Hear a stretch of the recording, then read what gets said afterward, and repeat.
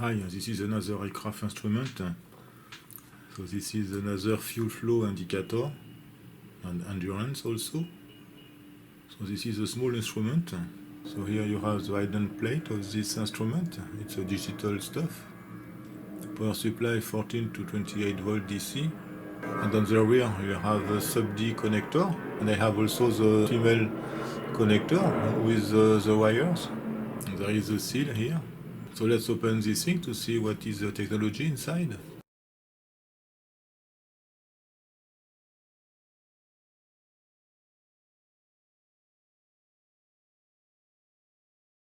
We use a bigger screwdriver.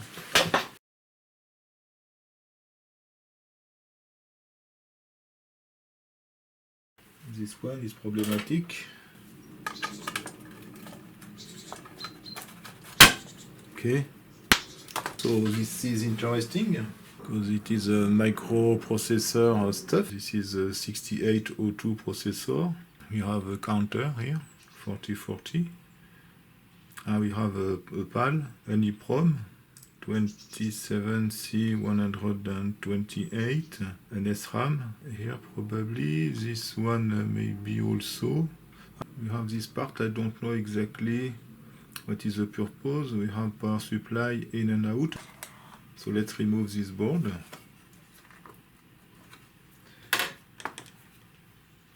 There is a screw here.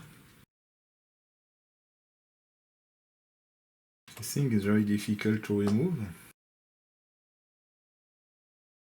Okay.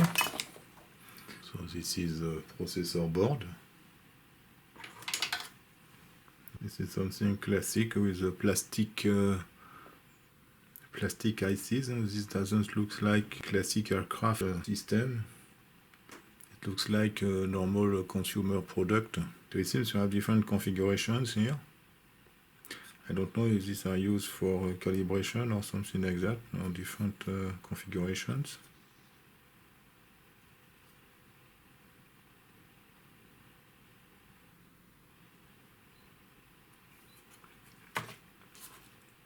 And on this analog board, you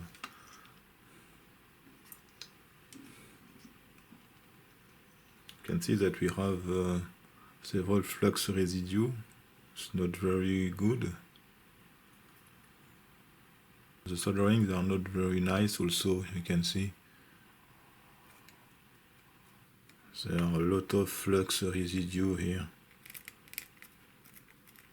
That's terrific. On all resistors. It seems that the resistor was soldered on this side, or this is very strange. On both sides maybe.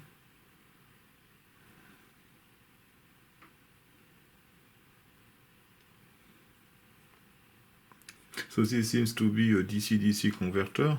We see a diode here. Two diodes. This thing should be a diode also. This red ball here. Maybe, but I'm not sure. Mauve. This may be a varistor. It's written mauve here. This is a ferrite. We have a classic VK200. Capacitors here are too close together. There's a problem, a design problem. This capacitor seems low cost. Very strange. So 85 degrees anyway, it is written here. So the manufacturer of this thing is TTAM, I don't know. And some parts are not populated. Maybe it's for options or for another instrument. So we have on this board most digital stuff. So we have a 6821. This should be an interface with several input-outputs from Motorola. The whole part, I think I have used this thing at school, but this was a long time ago. And here we have a buffer, an octal buffer, 244. Here we have 4520, so this is a dual, if I remember, a dual 4 bits counter.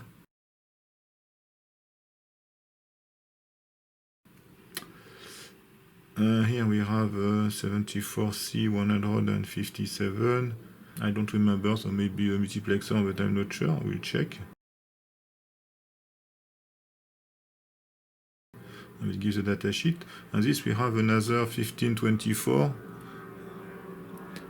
We had this thing on the previous instrument for the switch and mode power supply.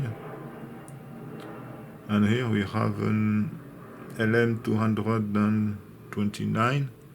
So this should be a quad comparator.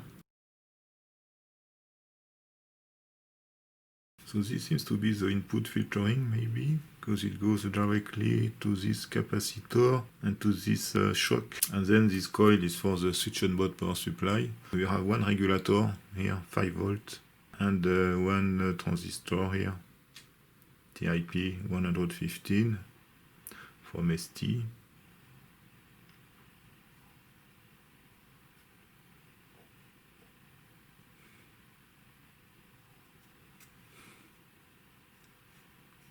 So I don't know what kind of inputs I should provide. I expected to find inside this thing an analog front end, but this is not the case. Except this comparator, there is nothing else. We have another transistor. This is a TIP29, and on the display side, you have this part, I don't know, this is probably interface, maybe just buffer with open collector or something like that. As you can see, this is the DS75491. You have two of this part here, and you have some resistors, so probably the display is multiplexed, obviously, because we have one resistor per segment, or for the dot also, so we have 8 resistors, and this is done by this interface part here, which communicates through the bus of the microprocessor. You can see the bus here is present also. We have this part, I don't know the purpose. This is connected to this, I don't know the name, it's not maybe a PIO or something like that, I don't remember. Anyway, we can try to power this thing. Just need to find the power supply, but this should not be complicated. I try to remove the flux because this is very awful. And the resistors also, you can see that these resistors are very low cost, and this is the kind of stuff you can find in radio receiver at €2. So this is obviously not something which was designed according aircraft standards. I will try to clean a little bit these awful solderings, as you can see here. It's very awful.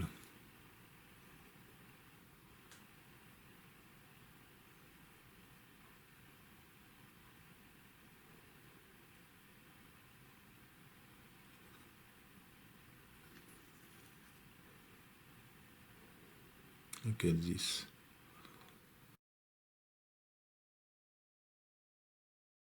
So, one interesting thing is that we have the output cable here. We can check where all these wires are connected to on the board. We have only 5 wires, so 2 for power supplies and the other one for the input and other stuff.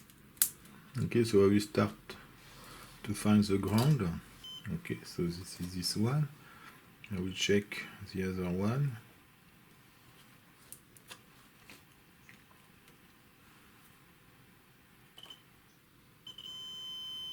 It seems you have 2 grounds. This one and this one.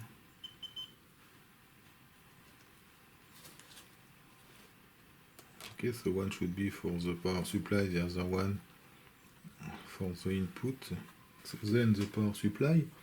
So for the power supply, there should be an input shock. So we can see here we have this high frequency ferrite beam here on this point. So probably the power supply input voltage, and you have also this diode here which prevent an inversion of the power supply in series. And after we have this other coil and this tantalum capacitor, etc. So the input is obviously this wire here. Now we check. Okay, this is this one.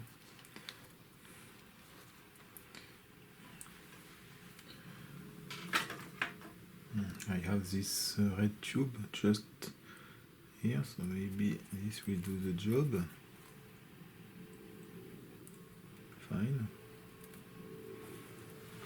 Okay, we can check also where are going the two other terminals here. We start with this one. So we can see that we have two resistors here, 4.7 kilo ohms. So maybe they are connected to this resistor. Yes, at least one of them is connected to this resistor, 100 ohms. And this one seems connected to a large track, so I'm wondering if it is not a power supply. Okay, it is connected to this resistor, and it seems connected to the ferrite. Okay, so the resistor is connected to this ferrite here, and this ferrite is connected. It is connected to the coil. Okay.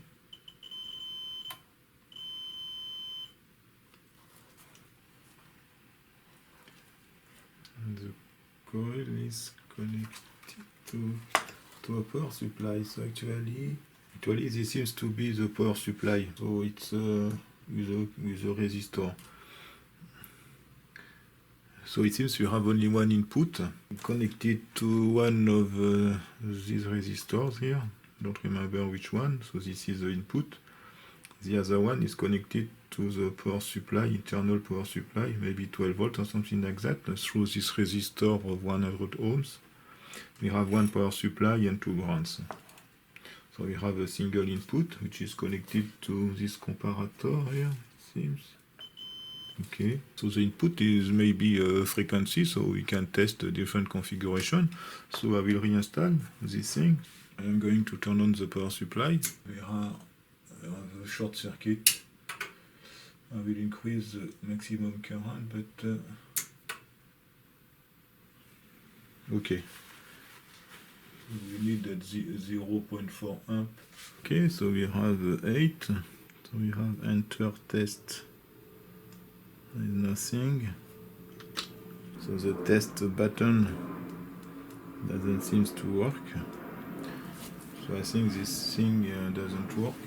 I will measure the 5 volt power supply.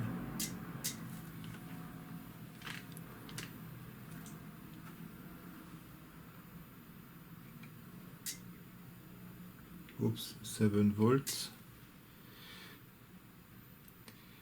I will check another part.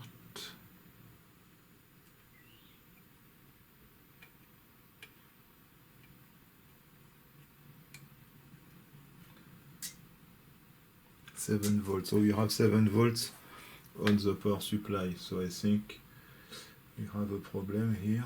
The parts are warm. I think there is a problem with the power supply. This is obvious. But I think that some parts should be destroyed. So I think that the power supply is provided by this switched on power supply. Let's check this thing. This is strange. Okay, so we have this capacitor here. It is maybe, okay, it is provided by this regulator actually. So the regulator is probably dead. So first I will change it.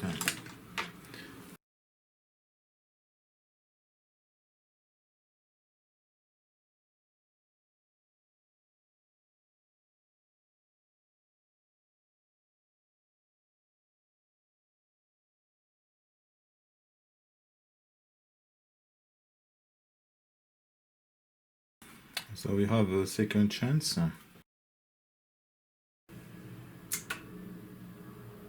Okay, we have something better. We have an error, but at least something is displayed, so it's not totally dead. So let's press the test button.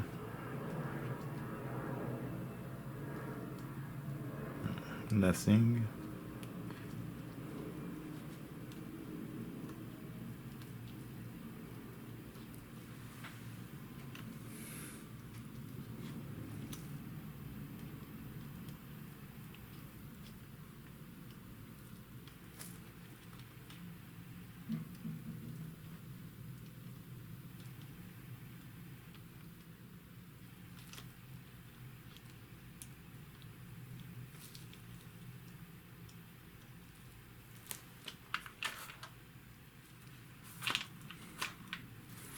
Okay, so let's connect the input to a function generator to input a square signal. This one here is the input, so I will connect this terminal to a function generator.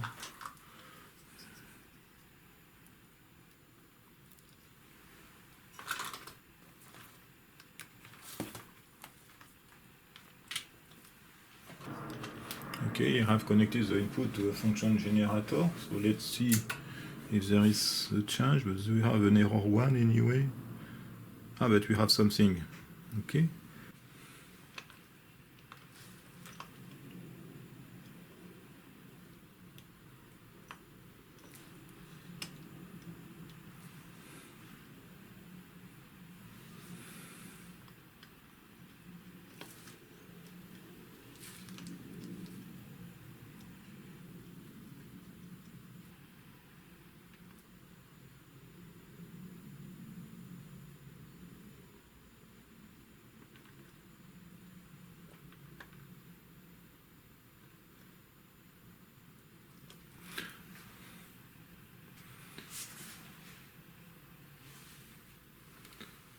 So I don't know the functioning of this thing because it depends on the frequency. Here I have a frequency of 41 Hertz and 400 Hertz. It is very strange.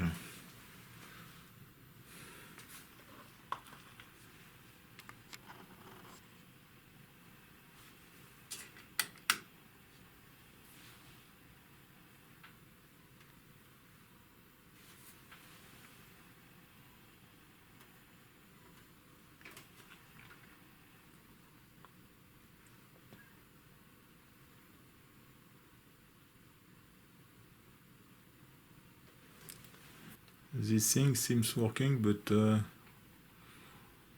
I don't know. Anyway, something happens when you change the input signal. At least when you change the frequency, you can have different behaviors, but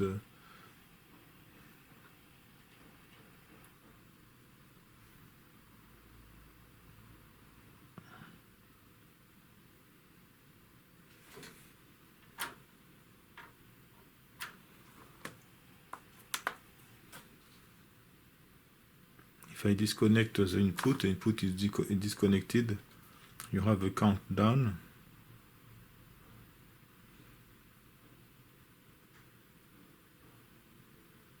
Down to 0. Anyway, we still have the error 1 at startup. So I don't know. Maybe one part was damaged because with 7 volts power supply can be difficult for some parts. Okay, so I think it is difficult to go further. So this was this fuel flow indicator, not very exciting product. The quality of construction is not the best. It is the plastic parts and the standard consumer parts also. So thank you for watching and see you next time. Bye bye.